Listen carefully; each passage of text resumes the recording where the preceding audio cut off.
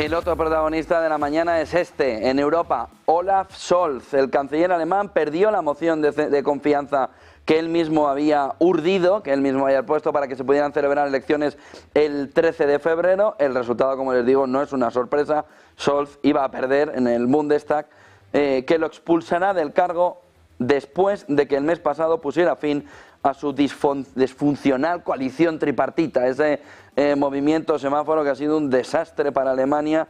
Deja a los socialdemócratas al frente, dejaba a los socialdemócratas al frente de un gobierno minoritario. Ha durado menos que un caramelo en la puerta de un colegio, ha durado un mes. Alemania se enfrenta ahora a elecciones anticipadas en febrero, un país con una enorme tradición de coalición, de bloques, que va a tener que vivir con el ascenso de la AfD y con el movimiento de unos conservadores alemanes que van a tener mayoría, pero no suficiente para gobernar solos, que no quieren gobernar con la AfD y que quieren buscar a ver con quién pueden hacer el movimiento. Todo parece que, para acercarse al gobierno, todo parece que pueden ser los verdes los que puedan darles el suficiente apoyo. No descartan todavía en Alemania un movimiento a lo Merkel, es decir, conservadores y socialistas para un gobierno asentado, potente, que dé estabilidad al país. Olaf Scholz hablaba ayer así, en esa moción de censura, el desastre que ha sido para Alemania Olaf Scholz en los últimos años. Escúchenle. Mag kurzfristig Geld sparen.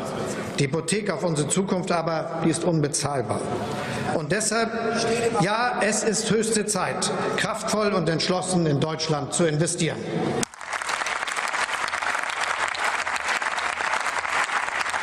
Das ist in den letzten Jahrzehnten zu kurz gekommen.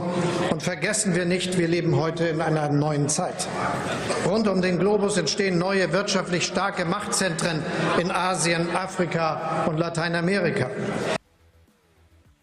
Otro modelo Sánchez que lleva al país al desastre en prácticamente 4 años, pero luego cuando tiene que volver ahí a dar argumentos dice, bueno, la miopía del corto plazo, la miopía de tu gobierno, que se ha llevado a Alemania por delante y que tiene a toda Europa en vilo. Pues Olaf Scholz dando lecciones alrededor de cómo hay que invertir en el país, en el futuro del país, como si no hubiera estado gobernando él, como si no hubiera pasado por allí, como si no hubiera sido el que ha estado en los últimos años gobernando, llevando cada vez al país a una peor condición económica y tomando las decisiones clave que han subvertido la potencia económica que era Alemania.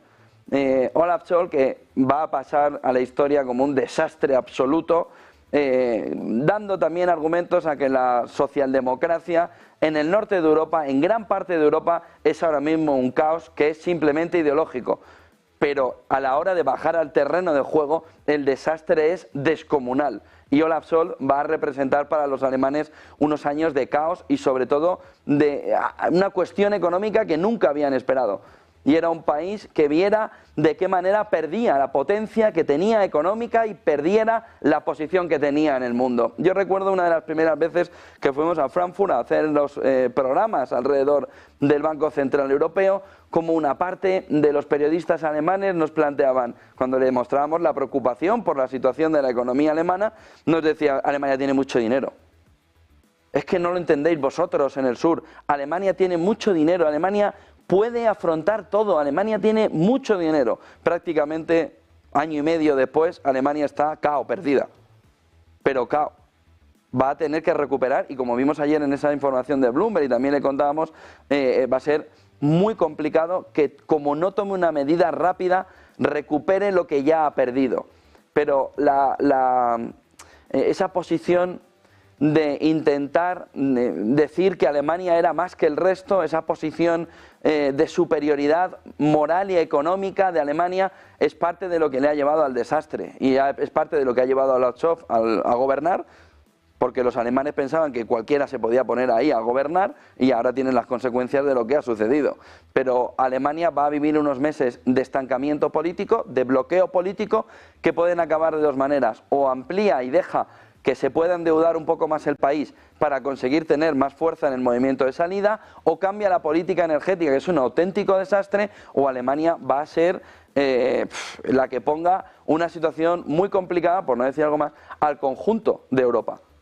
pero empezando por Alemania, por lo que aquellos mensajes de los propios periodistas alemanes, que yo todavía recuerdo alrededor de pero qué bien nos va, si total, esto es un bache, pero nos sobra dinero, si lo que tenemos es dinero, si algo tenemos los alemanes es dinero, pues ya lo pueden empezar a gastar, porque tienen el país absolutamente cao y se han equivocado con un gobernante que no ha estado a la altura para gobernar, como está pasando en muchas partes de Europa. Y solo tienen que ver el contraste entre la potencia, la fuerza y la atracción de un Donald Trump frente a un Biden y frente a Europa, y frente a Alemania, y frente a una von der Leyen, y frente a gran parte de los líderes europeos, que es un polo de atracción de inversiones, frente a Olaf Scholz, que era un polo, pero un polo del verano, más que un polo de atracción de nada.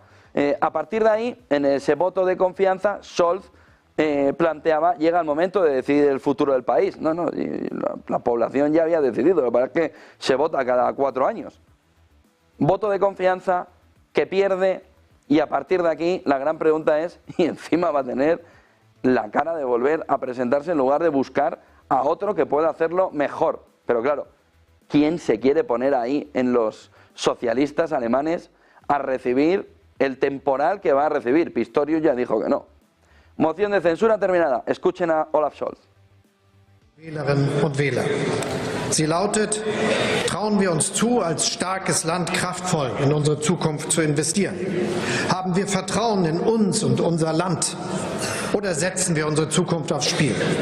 Riskieren wir unseren Zusammenhalt und unseren Wohlstand, indem wir längst überfällige Investitionen verschleppen, indem wir notwendige Unterstützung der Ukraine und Investitionen in unsere Bundeswehr aufrechnen gegen gute Gesundheit und Pflege, gegen stabile Renten und leistungsfähige Kommunen? Diese Entscheidung ist so grundlegend, dass sie vom Souverän selbst getroffen werden muss, von den Wählerinnen und Wählern. Capítulo cerrado. Olaf Scholz es historia, aunque va a presentarse en las siguientes elecciones. Vamos a ver si no pacta con Merz un gobierno de coalición y se queda, no lo descarten, pero es historia al frente de la Cancillería alemana.